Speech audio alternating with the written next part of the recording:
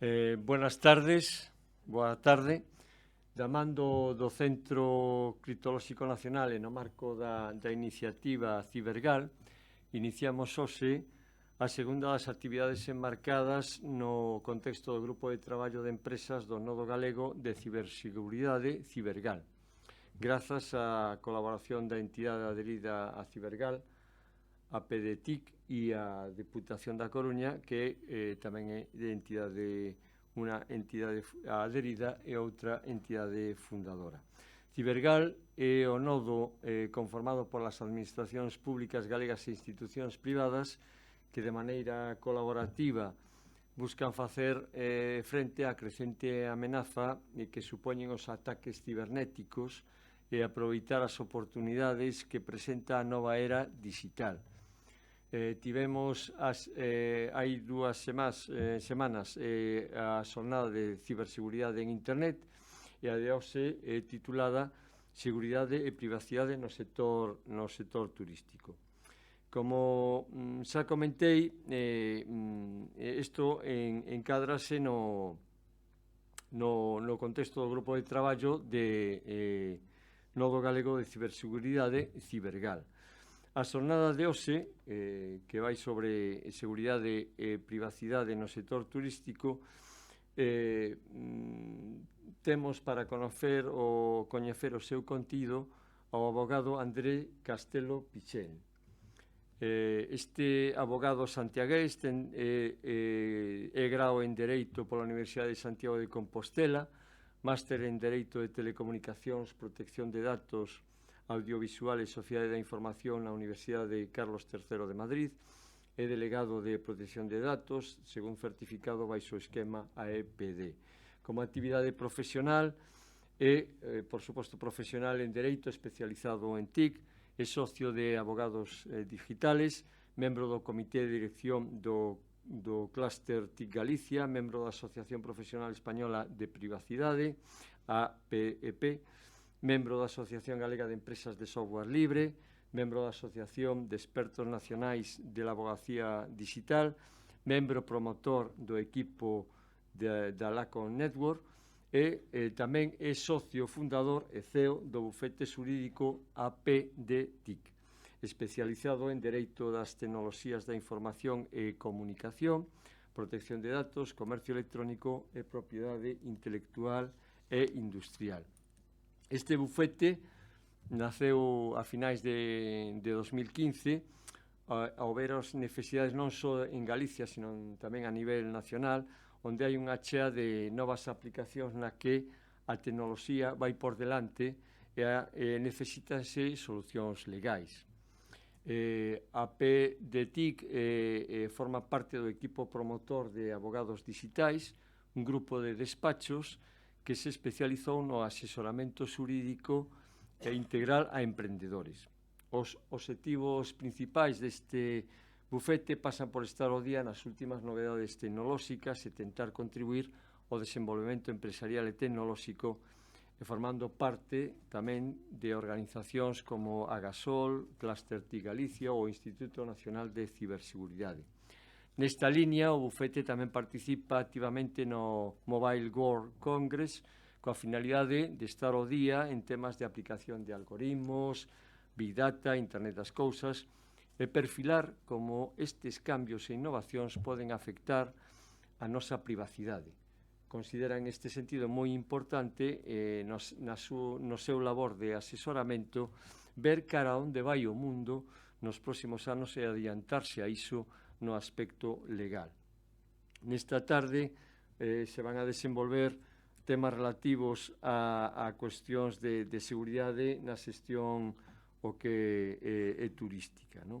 Entón, eu considero que é unha persoa moi capacitada para darnos unha boa información sobre esta temática. Deixo-vos agora con André Castelo Pichel.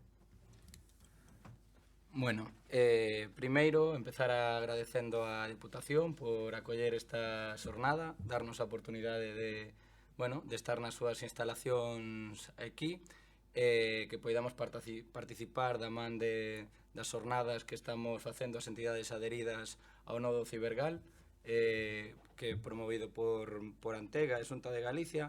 É un placer, a verdade, estar aquí e poder, pois, ao final, difundir e intentar formar un pouco e concienciar en materia de ciberseguridade, de seguridade da información. Neste caso, aplicado a materia de protección de datos, nas que nós tamén somos especialistas, ou unha parte legal, vale? E hoxe, especificamente, imos a vinculalo ao sector turístico, vale? Para as particularidades que ten propiamente o sector e que decidimos precisamente comentar este punto nun ano importante aquí en Galicia, en Santiago, sendo ano Xacobeo, tendo o Camiño de Santiago e, bueno, sendo referencia tamén nun sector que sufriu moito ca pandemia e que estáse agora a recuperar. A xornada, realmente a presentación a puxen un pouco en castelán, porque tamén sei que nos están seguindo dende fora de Galicia, entón, máis que nada, para que lle sirva a todo o mundo, eu podo falar galego e castelán, obviamente, e voume sentir cómodo nos dous idiomas, pero igual sí que me paso o castelán polo feito de seguir a correlación da presentación.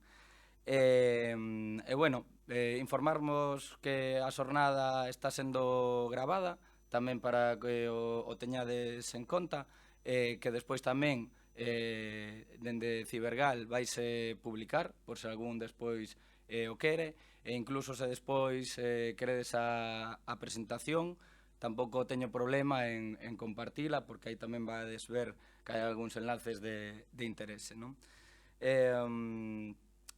Nada máis, agradecer, xa vou empezar, agradecer moito a presentación, casi xa non me vou ter que presentar, porque con esa presentación extensa que me fixeron, pois bueno, que é un placer. Eu casi me vou levantar, porque son de pasear, e para interactuar.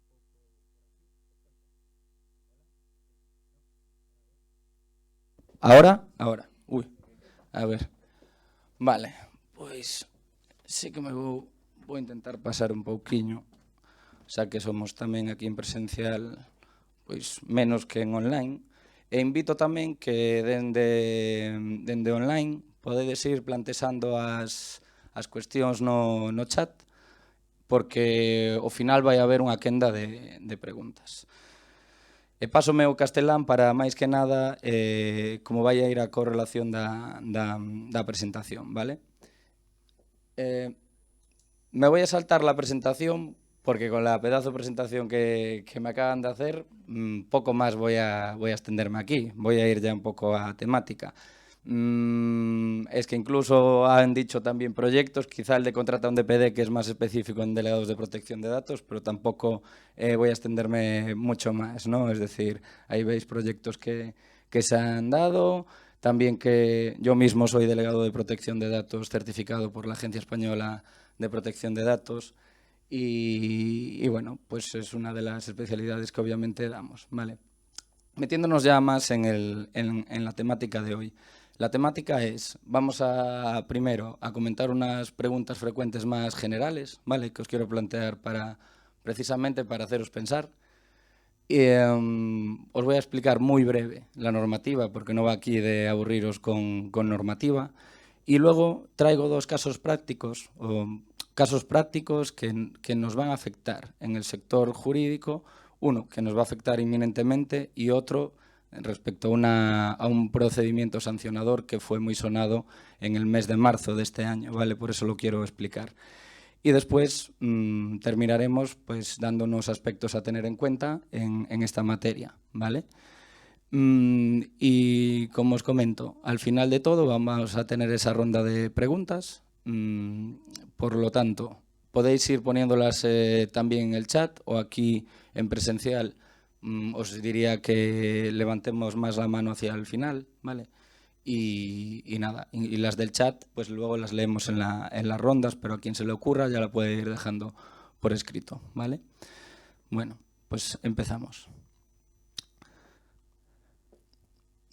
Preguntas frecuentes en ciberseguridad y privacidad. ¿Se os ocurre alguna? Ninguna. No, todos los días aparece en prensa, ¿eh? Es decir, todos los días. Además, sin meterme primero en el ámbito más profesional, vamos a irnos primero a lo que nos pasa todos los días en casa. Tenemos móviles, tenemos portátiles, tenemos todo ahora mismo, casi dispositivos conectados, ¿no? Entonces, acceden a Bluetooth, acceden a red Wi-Fi, Wi-Fi abiertas, que para un hacker es súper sencillo de hackear. Os conectáis, por ejemplo, a una Wi-Fi de un bar que es abierta y consultáis vuestra cuenta bancaria. No lo hagáis. Entonces, claro, son aspectos que todos los días los estamos viviendo, muchas veces no somos conscientes y es importantísimo, ¿no? No las voy a leer todas, esto es para haceros también pensar. Ahora mismo aquí simplemente quiero dejar algunas. Otra que me parece, esta afecta tanto a nivel personal como profesional. ¿Cuántas contraseñas tenéis? 2, 3, dicen por aquí. Uy, ¿cuántas? 5. A ver, por aquí. 8. ¿Y si yo os digo que tengo 150 o 200? Y me decís, ¿cómo las sabes? Es imposible. Bueno, hay claro.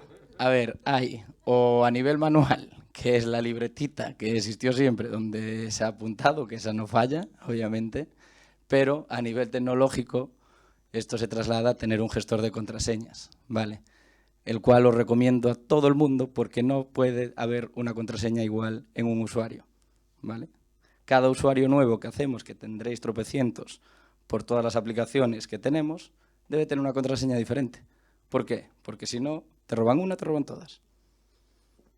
Entonces, esto, que todo el mundo cae aquí, bueno, pues se va solucionando así, poco a poco, con varios gestores de contraseña. Luego os puedo también recomendar alguno, pero incluso si vais a INCIBE o a la OSI, que es la Oficina del Internauta, dan recomendaciones de recursos gratuitos incluso para esto, ¿vale? Entonces, hay recursos. El tema es que no nos da pereza utilizarlos o los desconocemos. Y debemos utilizarlos porque son muy importantes. ¿Qué más? ¿Quién no ha comprado nunca por internet, online? ¿Hay alguno que aún no haya comprado online? Todos hemos comprado online, ¿verdad? Y nos fijamos y leemos las condiciones, vemos si cuando compramos tienen el candadito de protocolo seguro. Somos reacios a dar la tarjeta y utilizamos a veces, bueno, PayPal o algunos de estos. Es decir, bueno, precaución, diría yo, en una web que a lo mejor tiene unos descuentos espectaculares, empezar a dudar. Iros a las condiciones, mirar si está en Europa, mirar qué derechos tienen, si nos van a devolver o no. Bueno, lo que quiero haceros ver con esto es que nos afecta sin hablar ya de trabajo. Aquí no he hablado de trabajo, estoy hablando de cosas que hacemos todos los días. Todos los días. Por eso, antes de meterme ya en cualquier cuestión, tenemos que ver que esto, vamos, lo estamos viviendo y está presente en nuestro día a día, ¿vale? Bueno, me voy a meter ya un poquito más en algunas cuestiones que sí que nos afectan también si obviamente tenemos información o guardamos documentos confidenciales a nivel de trabajo. E incluso lo puedo ir ya perfilando con la parte turística, ¿vale? Porque es sencillo, todo nos va a afectar. Al final, en turismo, pues vamos a tener... posiblemente utilicemos o nos nutramos de plataformas de reservas externas, como son las OTAs, que también tenemos que ver si tipo Booking, ¿no? Pues también si cumplen las medidas de seguridad o no con lo que nos llega por ahí, pero también podemos tener nosotros una gestión propia de reservas, o pedir también datos a cuando nos llega una persona a nosotros, ¿no? O a ofrecerle un servicio. Ese registro de información, ¿dónde lo almacenamos? Y vamos a utilizar también, ¿quién no usa a día de hoy una nube? Posiblemente utilicemos, pero estoy hablando de Drive, de OneDrive con Microsoft, estoy hablando también de Dropbox, bueno, muchísimas, ¿vale? Al final estamos hablando del cloud, ahora mismo pues todo el mundo también acaba volcándolo ahí, pero es ver bien cómo lo volcamos, ¿no? Y a nivel profesional, dotándolo de una capa de seguridad más. ¿Qué más podemos leer por aquí?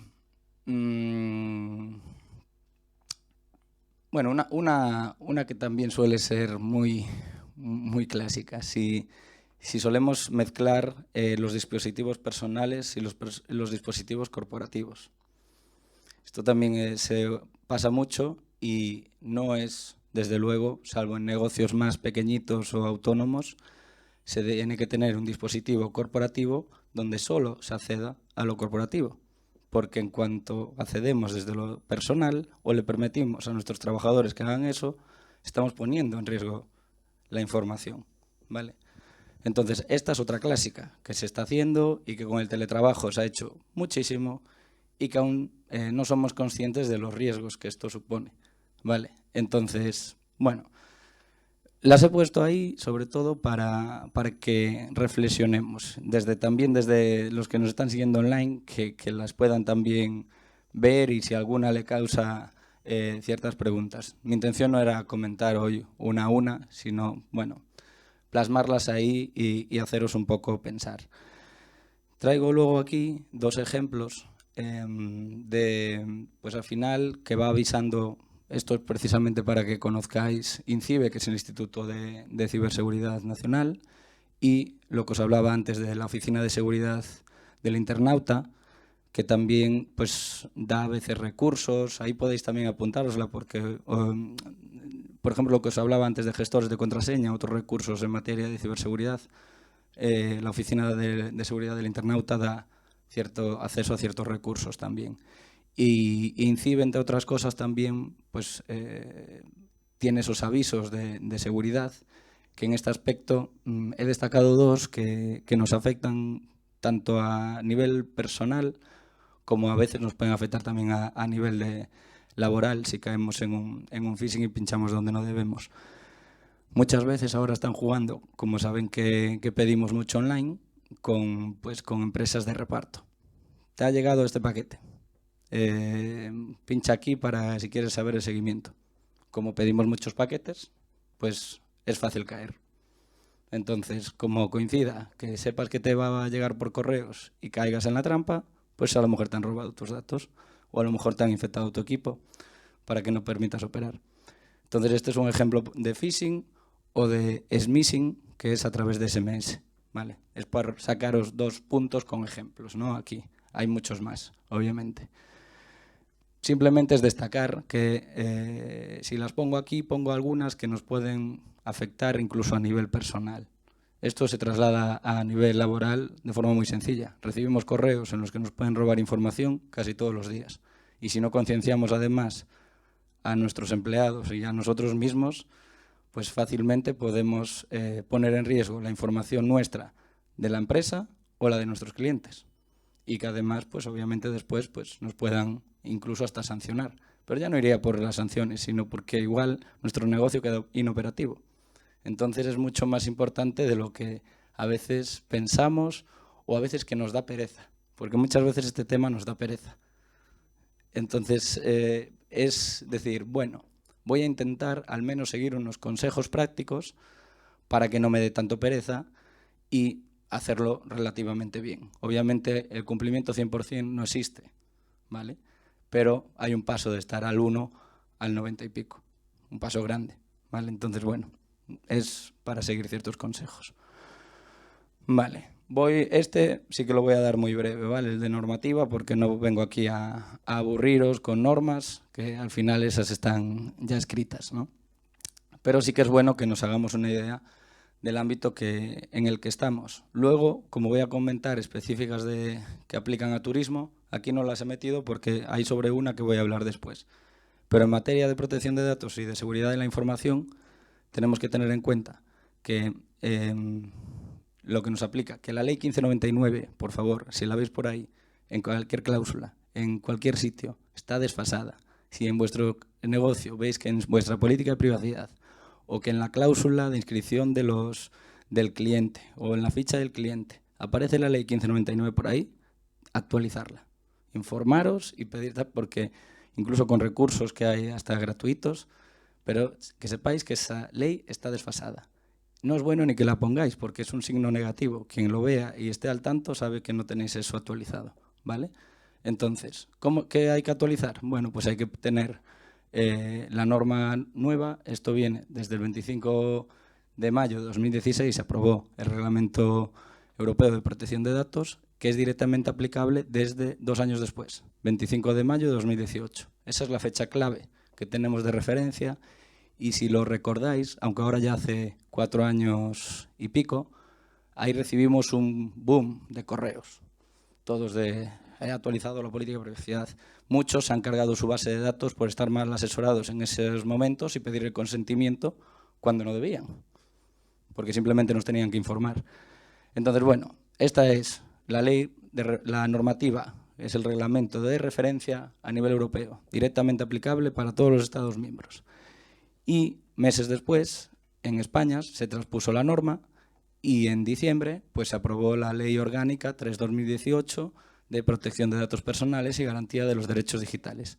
Esta norma, además, lo curioso es que en sus artículos 87 al 91 incluyeron, bueno, esos los que nos afectan a la parte personal, pero una parte más, incluyeron también esa particularidad de derechos digitales, ¿no? Los nuevos derechos digitales.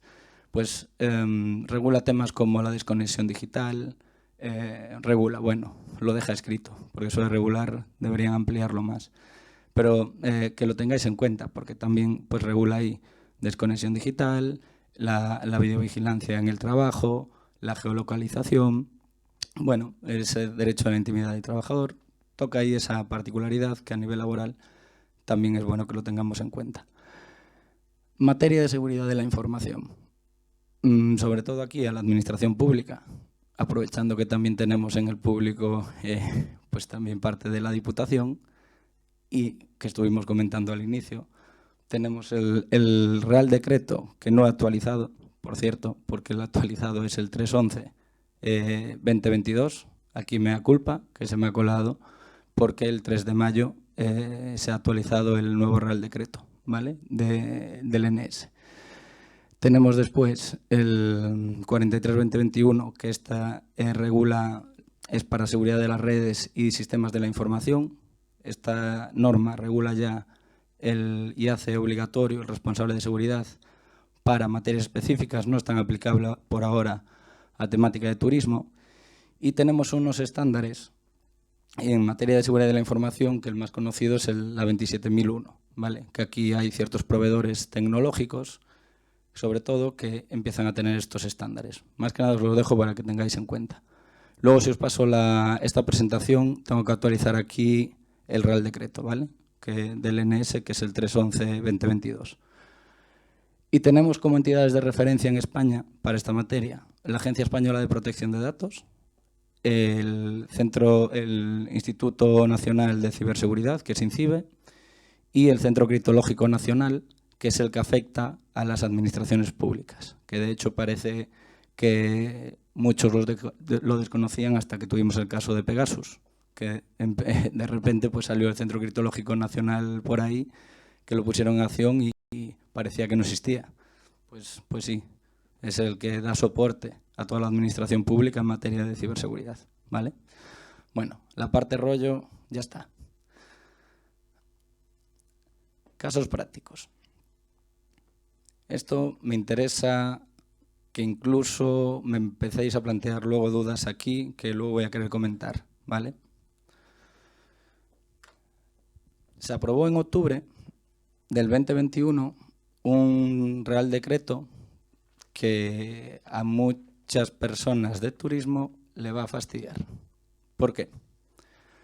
Porque en este Real Decreto van a obligar, a partir del año, que luego lo comento más adelante, ya os digo, que a partir de enero del 2023 amplían el registro de datos que vamos a tener que hacer cada vez que cada uno de nosotros se va a hospedar en un hotel, en un albergue, bueno, en cualquier sitio donde vaya a pasar pues, sus vacaciones o vaya de ocio, ahora mismo tenemos quien lo aplica, es la ley orgánica, que la tengo también aquí anotada, la Ley Orgánica 4/2015 de Seguridad Ciudadana, en su artículo 24, que luego voy a esta comparativa, aún no quiero llegar ahí.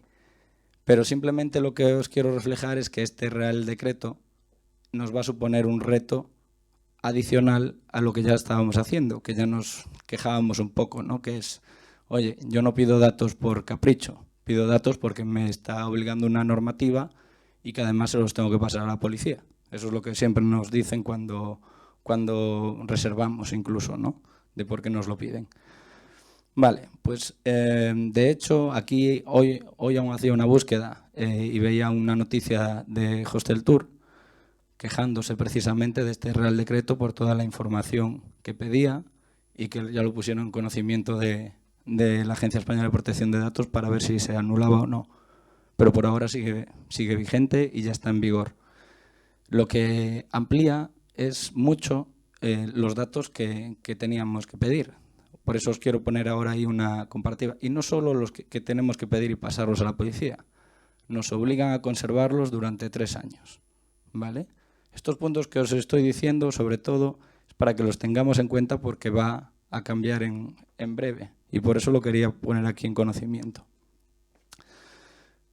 Esta comparativa que vais a ver en pequeñito a la derecha, la ampliación de datos, está puesto a propósito. Luego yo os voy a decir los que voy a destacar, porque posiblemente no los veáis muy bien. Los que veis bien son los que piden. En estos momentos, actualmente aún aplica la Ley Orgánica 4/2015 de Seguridad Ciudadana.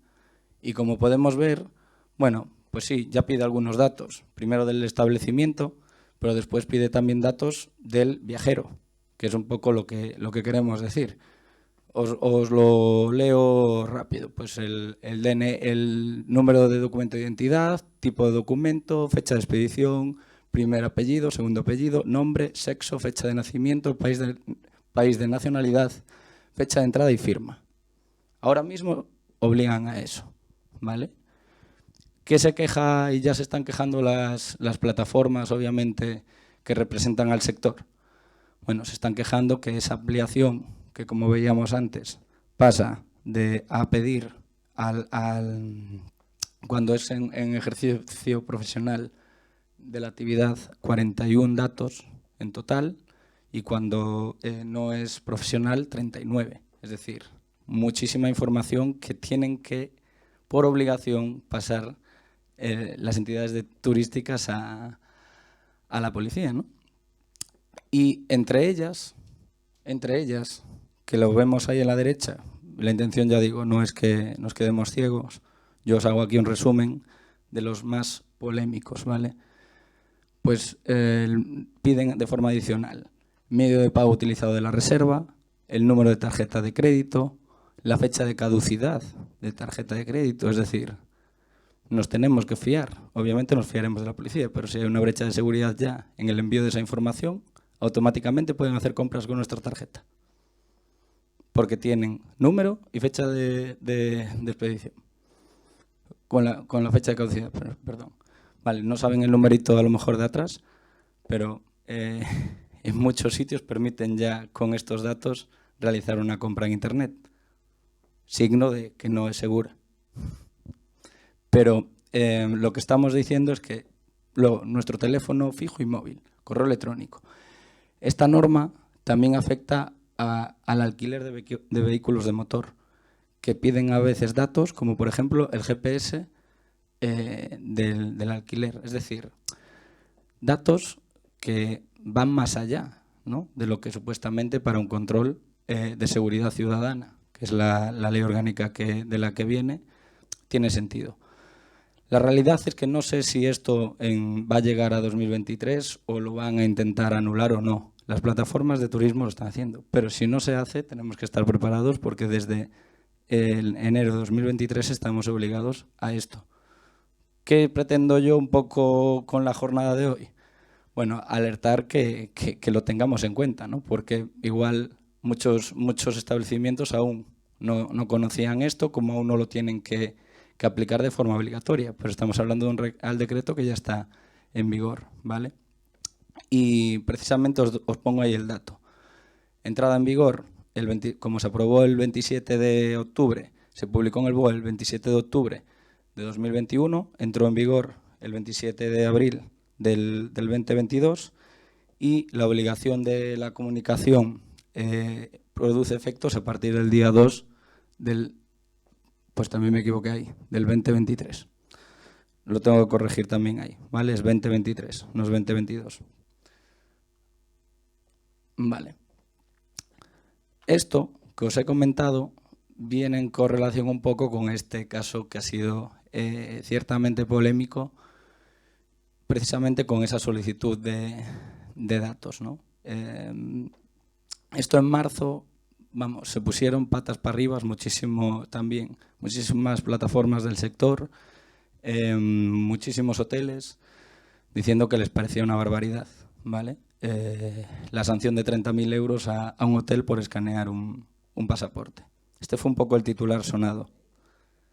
De hecho, obligó a la agencia, que es luego la aclaración que os traigo más abajo, obligó a unas semanas después, el día 23, a hacer un comunicado, ¿no? del por qué había sido la sanción, que nunca lo hace, la agencia, nunca saca su procedimiento sancionador, pero nunca luego da justificaciones, salvo que sea un caso de mucho interés o que haya que aclararlo. En este caso, precisamente como se estaba difundiendo, por eso os traigo un titular en este caso de Expansión, como muchos otros, ¿vale? Esa semana del día 9 y 10, muchos titulares de prensa traían esto: multa de 30.000 euros a un hotel por escanear un pasaporte de sus clientes. Es un hotel de Mallorca, no voy a decir el nombre, pero bueno, tenéis el enlace ahí y con el procedimiento sancionador, que cualquiera lo puede ver, ¿vale? El 78-2021.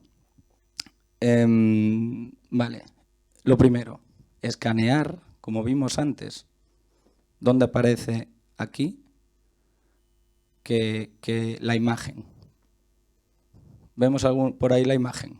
No, ¿verdad? Y no nos están pidiendo que mandemos escaneado el DNI. Sí, por eso mismo.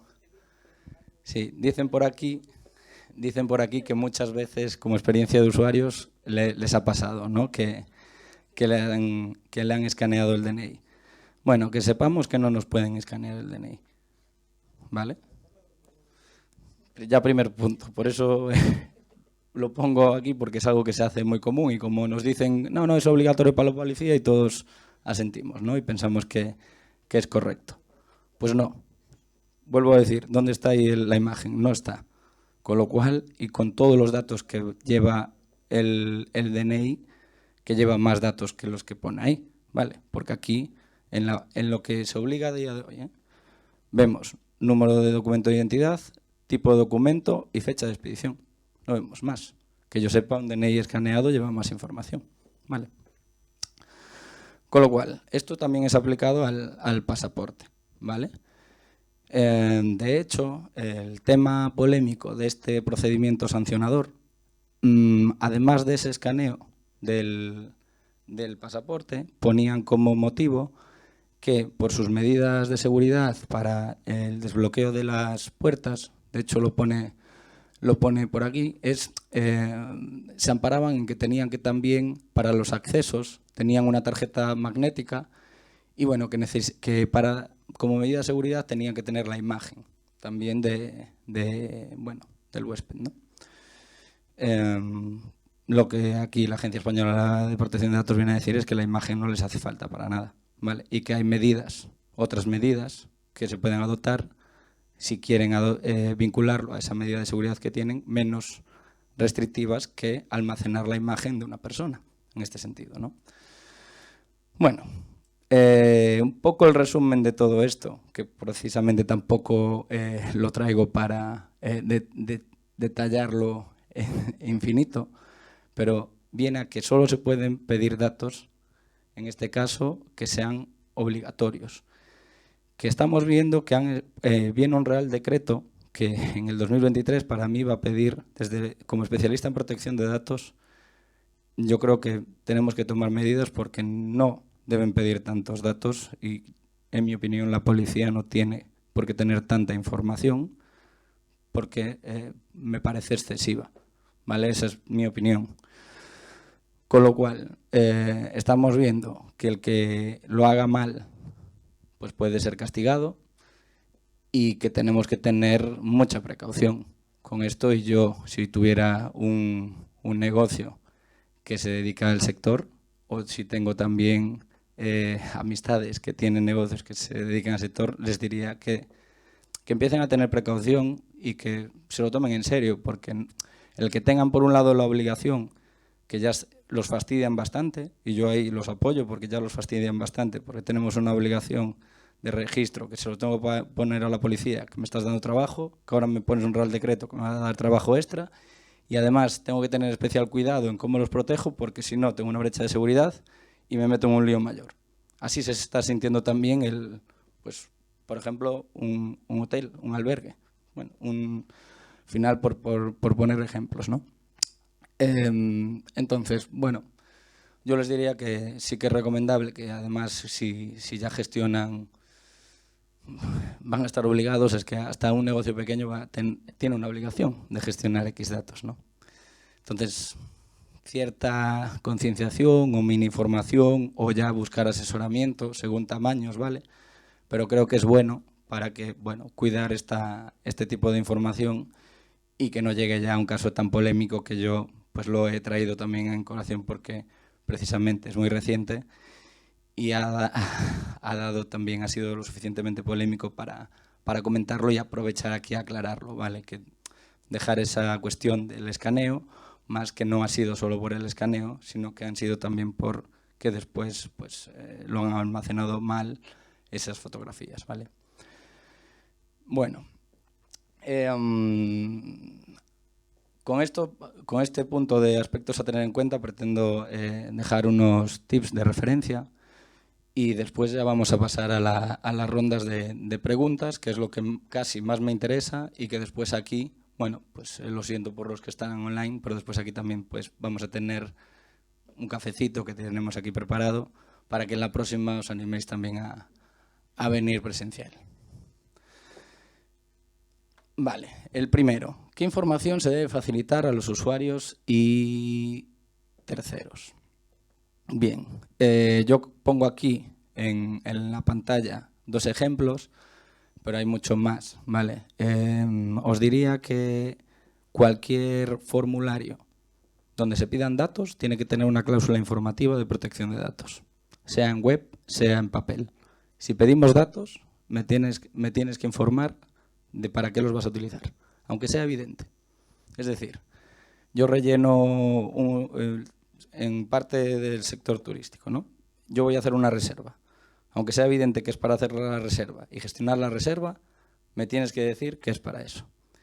Si es en modalidad web, me deberías dar una información breve, como la que vemos en la izquierda, ¿vale? Diciéndome quién es el responsable, cuál es la finalidad, cuál es la legitimación, cuáles son mis derechos y dónde puedo ampliar información. ¿Dónde se amplía información en un entorno web? En la política de privacidad, ¿vale? Si lo llevamos a un entorno de papel, pues incluso o damos un poquito más de información o también podemos decir siempre dónde se puede preguntar más, ¿vale? Es decir, a veces se deja un correo electrónico de referencia o, bueno, se puede ampliar un poco más en detalle pues cuáles son los destinatarios, que es un punto que aquí en información básica a lo mejor no se dice. Al final, ¿qué vamos a hacer con los datos? Es un poco lo que se tiene que intentar y que de un vistazo se pueda ver, porque también seguro que estáis muy acostumbrados a cuando veis el textito de protección de datos, es un pegote en pequeñito, todo junto. Que no hay quien lea eso. De hecho, no lo habéis leído en la vida. Estoy seguro. Entonces, lo que trata el Reglamento Europeo de Protección de Datos y la Agencia Española es de ponerlo de una forma que en diagonal le sea sencillo de verlo al usuario, que se trata de eso, no de que nos ponga algo ahí que nos dé pereza y que obviamente no lo vamos a leer. A mí ya me hace desconfiar si Si veo algo en muy pequeño detalle, digo, uy, estos ya no son, o no están bien asesorados, o no son tanto de fiar. ¿Por qué? Porque es que, digo, me quieren engañar. Me lo ponen en pequeñito y todo junto me quieren engañar. No quieren que lo lea. Algo esconden. Ahora mismo se está convirtiendo así para los negocios, la parte de protección de datos, ¿vale? Con lo cual, es un aspecto que genera confianza en sí mismo, ¿vale? Entonces, yo os diría que la parte informativa, principalmente está vinculada a, siempre decimos esto, en formularios o solicitudes. Siempre debe ir una cláusula informativa de protección de datos. Otra que os pongo aquí, que es muy típica también en las instalaciones de turismo, es decir, al final un establecimiento por seguridad pues suele tener cámaras de videovigilancia, ¿vale? Por un control o por si hay robos o por la seguridad de las instalaciones. Si tenemos esto, que sepamos que tiene que estar siempre el cartel de videovigilancia. Este es el modelo de la Agencia Española de Protección de Datos, que os paso un ejemplo cubierto, por ejemplo, con los datos de APDETIC, ¿vale? Pero algo similar. De hecho, si ponéis en Google cartel videovigilancia EPD, os lleva ya el enlace directo o me lo pedís, que os lo facilito sin problema. Pero es un recurso gratuito que está en la página de la agencia. Algo muy típico que se está viendo sobre esto.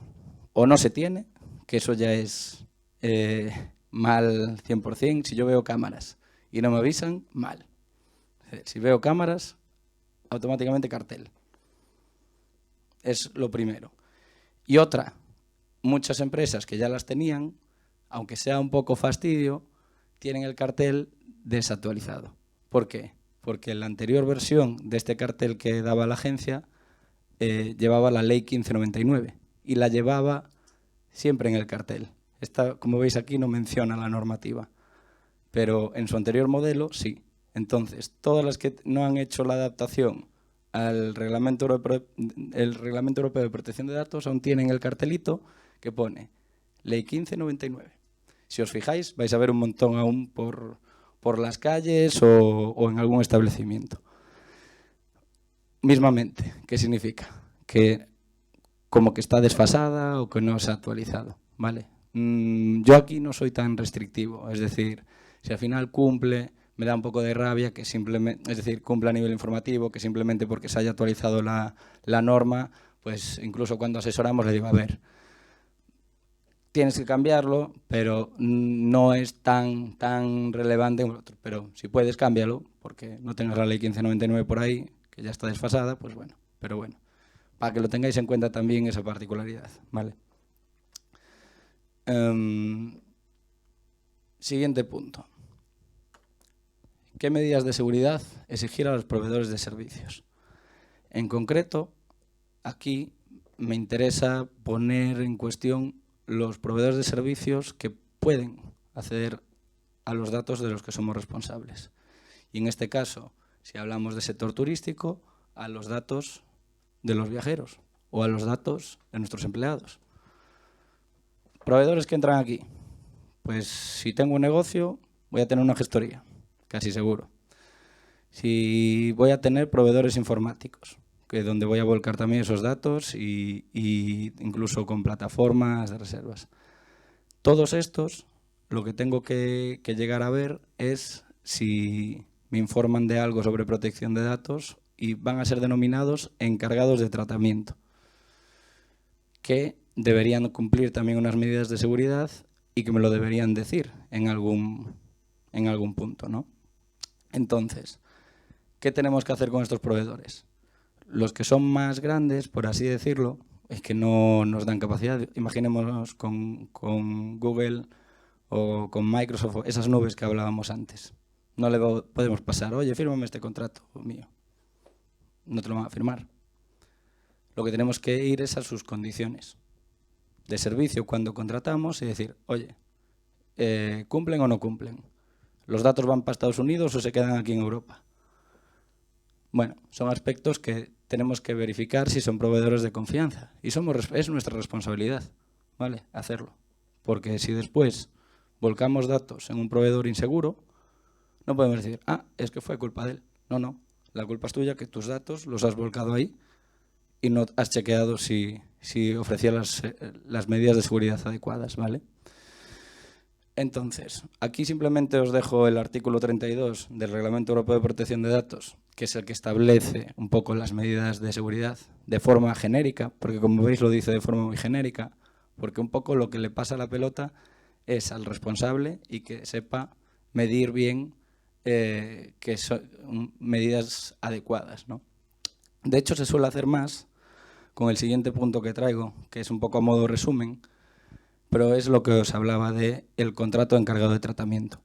Aquí lo que hay que intentar hacer con los proveedores que tienen acceso a datos personales es firmar, en la medida de lo posible y que podamos, un modelo de encargado de tratamiento. O que nos lo pase el proveedor, también puede ser válido. Nosotros siempre asesoramos que si dentro de la medida de lo posible, si nosotros sabemos que nuestro modelo está bien, que intenten firmar el nuestro donde nos digan a qué datos van a acceder. A modo de resumen, ¿qué viene a decir un contrato de estos?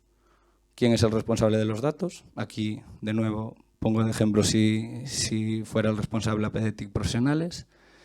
Imaginemos que aquí estamos contratando un proveedor de servicios de tecnología, ¿vale? O informático. Tendría que ser encargado de tratamiento y tendríamos que definir cuál es el objeto del acuerdo, que puede ser aquí prestar servicios TIC. Tenemos que decir a qué categorías de datos puede acceder. Pues en este caso se exponen varios, ¿no? Clientes, potenciales clientes, empleados, colaboradores, proveedores. ¿A qué categoría de datos pueden llegar a tener acceso? Datos identificativos, nombre, apellidos y DNI, email, teléfono, datos de salud, datos económicos, pueden salir un montón de datos. Si tienen acceso, tienen que salir ahí. Y a más acceso a datos, más refuerzo de medidas de seguridad podemos llegar a exigirles. Si los van a ceder o no, que no deberíamos permitirlo nunca. Y en su caso, si tienen que subcontratar, lo que tienen que asegurarnos es que revierten las obligaciones a quien subcontratan y que nos informen, ¿vale? Esto a veces es un poco rollo, por eso muchas veces lo que nos dicen es, oye, te paso aquí este proveedor, mírame este modelo y hazlo. Pero aunque sea un poco tedioso, yo insisto en que es bueno entenderlo. No debemos permitir transferencias internacionales de datos de forma inicial, salvo que estén justificadas, o que vayan a un país que cumple con las garantías adecuadas a nivel de adecuación. Esto está regulado en el artículo 45 del reglamento. Incluso si ponéis también en Google transferencias internacionales a EPD, os aparece un listado de los países que tienen un acuerdo con Europa de que son un país adecuado que cumple con garantías.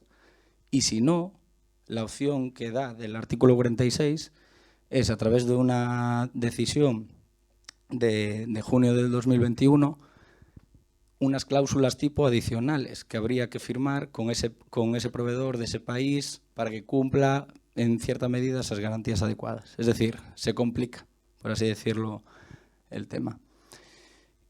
Y deberíamos decirle al proveedor, bueno, pues que cumpla esas medidas de seguridad técnicas y organizativas que vimos antes en el artículo 32 del Reglamento Europeo, ¿vale?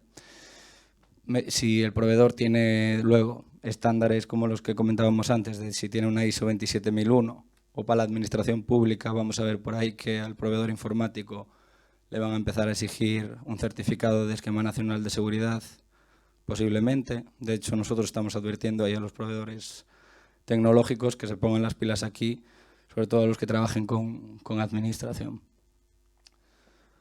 Bien, ya estoy acabando, ¿eh? Ya sé que estas recomendaciones eran un poco tediosas, pero eran necesarias comentarlas. Es la última de aspectos a tener en cuenta. Medidas proactivas básicas en ciberseguridad. Os dejo también ahí un recurso que me parece muy útil. Es una guía que ha sacado para turismo y ocio INCIBE y Segitur, que tiene unas 40 hojitas y también describe un poco las amenazas y las recomendaciones que se pueden tener en cuenta. Yo lo que intento describir aquí en la parte derecha es simplemente pues unas connotaciones y sobre todo que aquí, con la época de pandemia y en teletrabajo, estuvimos dando muchas veces porque eran necesarias, ¿vale? Que es sobre la información, intentar buscar una conexión segura o navegar por páginas web con protocolo HTTPS, ¿vale? No sé si sabéis lo que es una VPN. Desde luego es muy recomendable y sobre todo cuando estamos accediendo desde fuera de entornos seguros, ¿vale? Conectarnos a través de VPN, intentar hacer copias de seguridad en nuestros equipos y en la nube, que precisamente ahora mismo es bastante económico, por así decirlo, comprar espacio en la nube y que esté en un entorno europeo. Si nos conectamos también online, esto en la época de pandemia, y yo creo que ya se ha quedado, saber quién está detrás, porque muchas veces en reuniones múltiples igual dábamos por hecho que nos ponían ahí alguien que se llama Menganito, no ponía la cámara y no ha hablado en ningún momento y a lo mejor no era él. Y no hemos ni siquiera comprobado, ¿no? Entonces, según el tipo de reunión, hay que chequear quién está detrás, porque a lo mejor ha accedido ahí alguien que no debía y estamos revelando información confidencial de la empresa. Y puede pasar.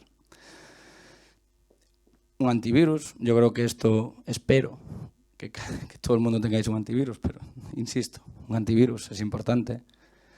Y a nivel de phishing, que lo explicamos antes, sospechar al máximo de correos que no contamos con ellos, que son raros. De hecho, aquí, por contaros una anécdota que también pasó en Galicia, que no sé si os suena, se llama el fraude al CEO, que es cuando se hacen pasar por el financiero de una empresa para hacer un pago. De hecho, aquí hubo un caso muy polémico de una empresa del sector farmacéutico al que le robaron mucho dinero.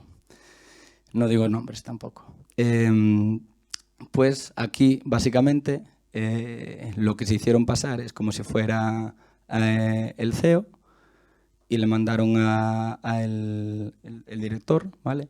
Y le mandaron al financiero con su forma de escribir, con todo, con su dirección de email, porque eso es relativamente sencillo para alguien que está puesto en el tema.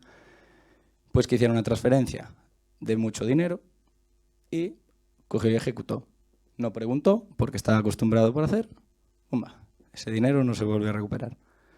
Entonces, sospechar al extremo, ¿vale? Y sobre todo cuando sean transacciones de cierto dinero. No creo que muchos lleguemos a manejar el tipo de transacciones que se movieron en este caso en concreto, pero bueno, viene a que sospechemos de casi todo lo que nos manden que no sea, que se salga de lo común, ¿vale? Yo invitaría a eso. A veces es un poco alarmista, pero bueno, es que recibimos correos que son de phishing, yo creo que casi todos los días, sobre todo como tengamos un correo semipúblico, ¿no? Si en vuestras empresas o en vuestros negocios tenéis uno de vuestros correos, que es el que se ve desde la web, por ahí es donde entra más spam y por donde entra más cosas. Entonces son los correos más peligrosos. Pero muchas veces también se cuelan y llegan a la parte de empresas. Y bueno, es uno de los mayores peligros a través de correo electrónico, ahora mismo. Y en los dispositivos, lo que hablé antes de la Wi-Fi, sobre todo si es pública, ¿vale? Intentar utilizar siempre la doble autenticación, ¿vale? De asegurarnos para conectarnos. Cuando nos piden los dispositivos actualizaciones, es que hay que actualizar. No es que digamos, no, es que no voy a actualizar, que me va a ir más lento. No, es que están intentando paliar muchas veces pequeños puntos de seguridad, casi siempre, y que conviene mucho actualizar, porque si no, pues nos pueden entrar por ahí. Y lo que os dije antes de las contraseñas, a ver si eso lo conseguimos después de esta jornada, aplicárnoslo un poquito más. Y bueno, yo tenía pensado hablar alrededor de 1 hora, creo que lo he cumplido. Y lo que os invito ahora, no sé si desde el chat se ha generado alguna pregunta, también aquí, no sé si... Primero voy a empezar por los de aquí, porque hay que premiar a quien ha venido. Así que primero voy a preguntar si aquí tenemos alguna. Nosotras dos trabajamos en una oficina de información turística y, por ejemplo, el año pasado, para la realización de visitas guiadas, etcétera, con el tema de los protocolos de la Xunta nos exigían tener pues un registro de las personas por el caso de que hubiese pues positivos, para confirmarlo y avisar al resto. Por ejemplo, además de eso, tenemos un servicio de alquiler de bicicletas. Entonces queríamos saber si nosotras desde la oficina tendríamos que tener algún tipo de cartel informativo, conforme que nosotras pues recogemos el nombre, los apellidos de la persona, incluso un DNI y un número de teléfono. A ver, sí, la respuesta es sí. Hay que ver luego la oficina, que es, entiendo, de turismo, hay que ver a quién representáis o también de quién depende para que no sea algo que a lo mejor digáis, lo voy a poner yo porque sí. Es decir, obviamente consultarlo a la entidad responsable que representáis, ¿no? Pero advertirle de esta casuística. Desde luego, a mí, si me vais a tener que pedir datos, el deber de información seguro que lo tenéis que cumplir, y lo que trataría es de dejar evidencia.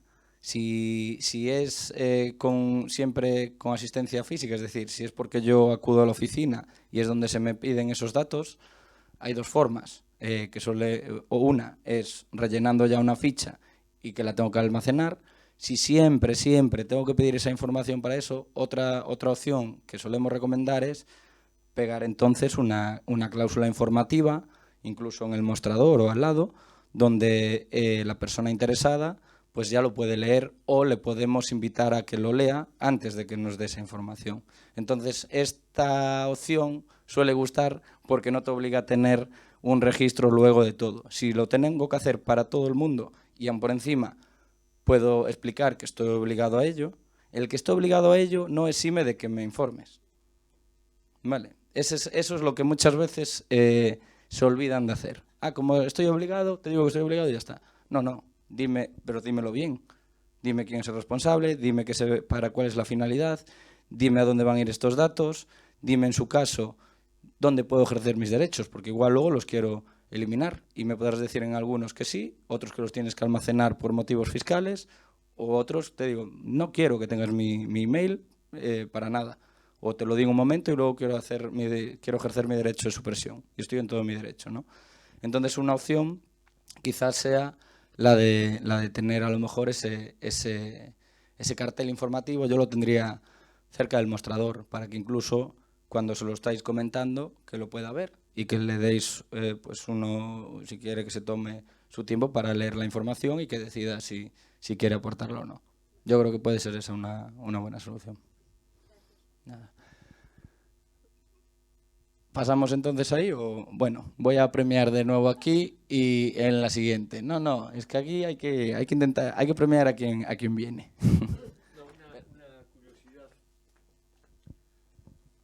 Una curiosidad en relación con lo que comentabas de la obligación de comunicar datos de viajeros, ¿no? Realmente, sin ser un conocedor de la temática, da la impresión de que esta obligación, que ya es a corto plazo, que va a haber que facilitar los viajeros a las entidades receptoras, parece muy excesiva, ¿no?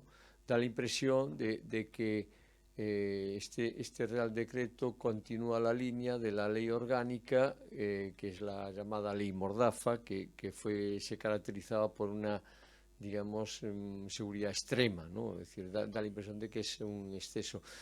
No sé si es así la temática, es decir, que esta cantidad de datos que hay que facilitar, que incluso algunos son datos extremadamente peligrosos, digamos, ¿no? para incluso la seguridad personal, ¿no? Es decir, no se ve la necesidad de que se disponga de ellos, ¿no? Es decir, aunque sea pues el en el Cuerpo Nacional de Policía, ¿no? En todo caso, si es así, es un poco conocer tu opinión. Y no sé si eres conocedor de la proposición de ley que está en marcha en tramitación de esta modificación de la Ley Orgánica 4/2015, si cambia estos aspectos, ¿no? de tanto dato, ¿no? de extremar la seguridad al máximo, ¿no? Es decir, Vale. Bueno, gracias por la apreciación. Desde luego es uno de los aspectos que a mí como profesional en materia de protección de datos pues me ha llamado mucho la atención. Primero, que es un fastidio en sí mismo para el propio establecimiento, que le obliga o sea, le da más obligaciones, ya no porque sean datos personales, sino que le obliga a pedir más, a almacenarlos, o sea, se lo estructura más obligación, ¿no? Pero por otro lado, son las características de esos datos de que no llegan a... Yo no he visto en la normativa que lleguen a justificar el porqué, ¿no? Y las medidas. De hecho, hoy leía un artículo publicado ayer por Hostel Tour, que estuve a punto de ponerlo, pero tampoco quería poner exceso de información en la presentación, pero que incluso si ponéis el Real Decreto y ponéis en últimas noticias, también en Google lo vais a ver, y precisamente criticando, ¿no? este Real Decreto, que un poco puede suponer una bomba en el sentido de entre obligaciones y un poco poner en riesgo, porque desde luego yo creo que la Agencia Española de Protección de Datos algo va a intentar decir al respecto, ¿no? Al menos pronunciarse. Yo espero que se pronuncie ante ello, y destacaban que un poco no estaba siguiendo las recomendaciones de la Comisión Europea, ¿vale? Es decir, que ya está generando polémica. O sea, sin que esté directamente la obligación, que vuelvo a repetir, que es para enero de 2023, luego corregiré esa rata que hay en la diapositiva si la entrego,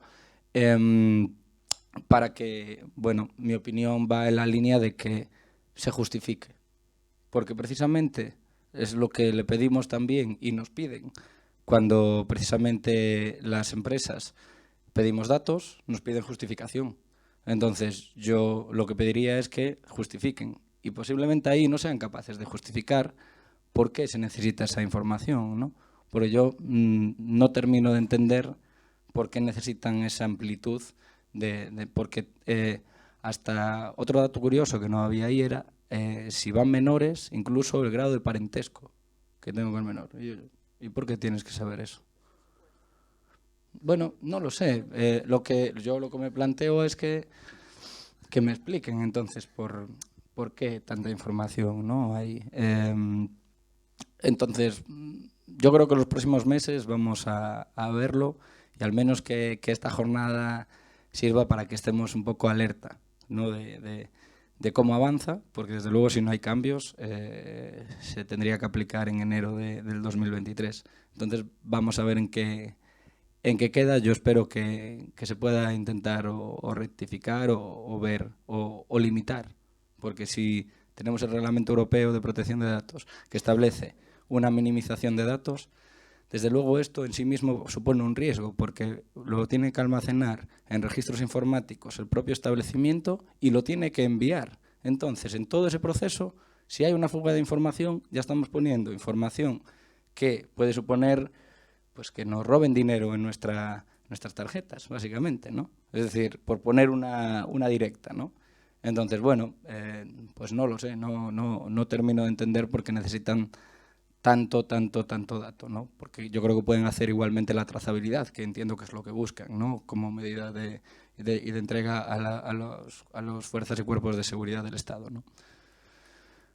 Le damos paso entonces ahora sí al chat. Disculpadme, a los que estáis en online, pero tenía que darle prioridad a los que han venido aquí.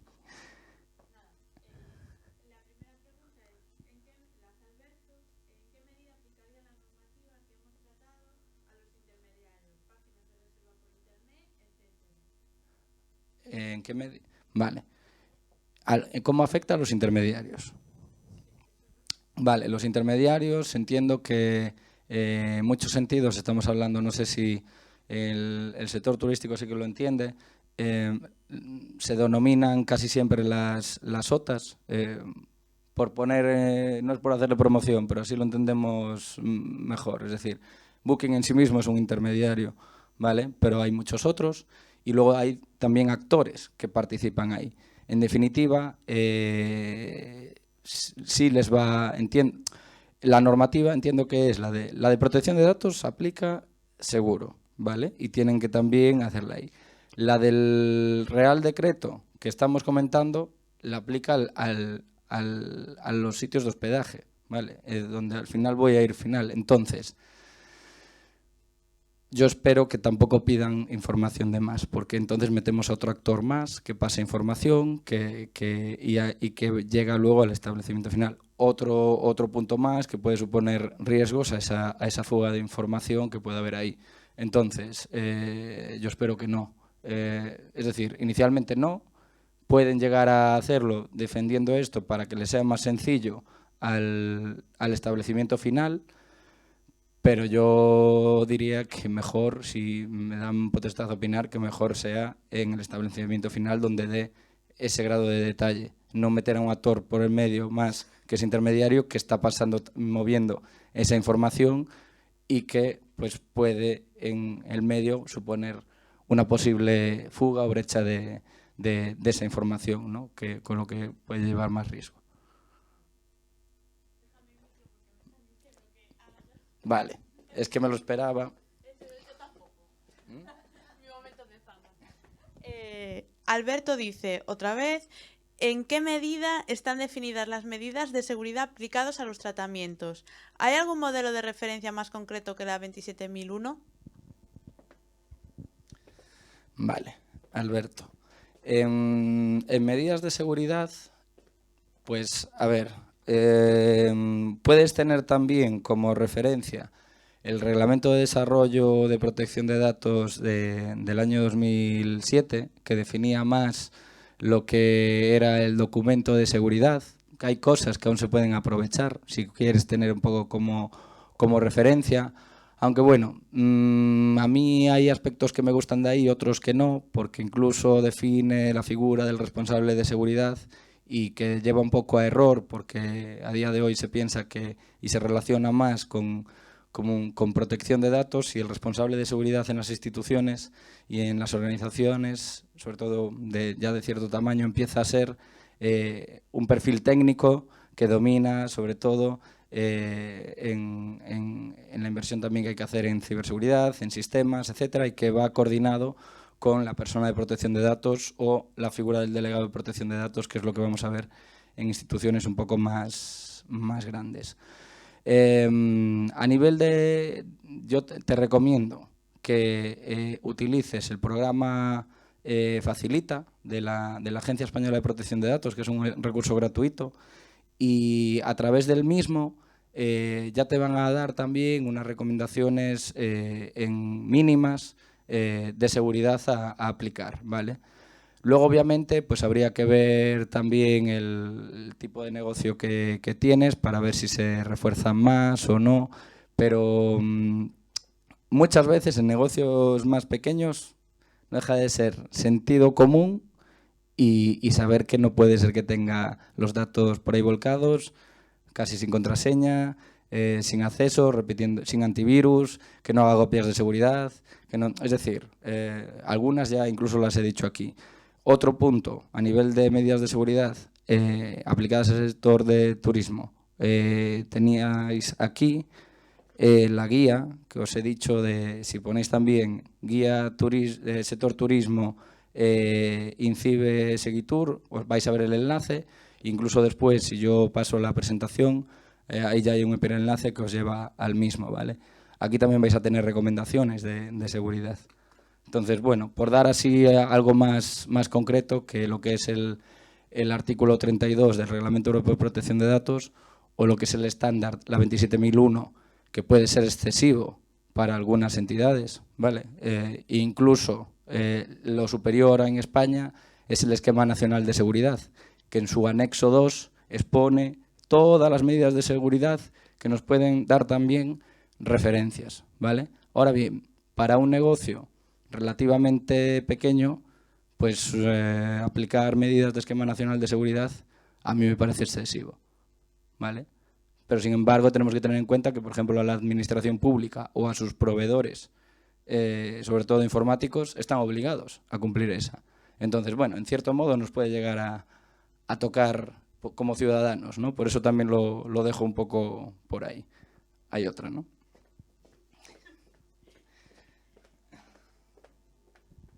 De Valdomar, nun albergue onde pedimos datos para pernota dos peregrinos, canto tempo temos que ter os datos guardados? Vale. Conservación dos datos. Pois, se vemos antes por facer a aplicación o Real Decreto, víase que había unha obriga no artigo 5 do Real Decreto 933/2021 de conservar o rexistro informático durante o prazo de 3 anos. Se recordamos que este Real Decreto xa está en vigor e non hai que facer esta publicación de ampliación dos datos, pero sí que xa está en vigor, entón podenos aplicar o que é conservar o rexistro actual que estamos facendo, eu iríame a eses 3 anos. Vale? Por que? Bueno, porque teño un Real Decreto que xa está en vigor e que na parte de conservación, non de publicación, xa está sendo aplicable. Vale? Entón, diría que o criterio para almacenar esa información sería de 3 anos. Vale? Voy. ¿No? Vale.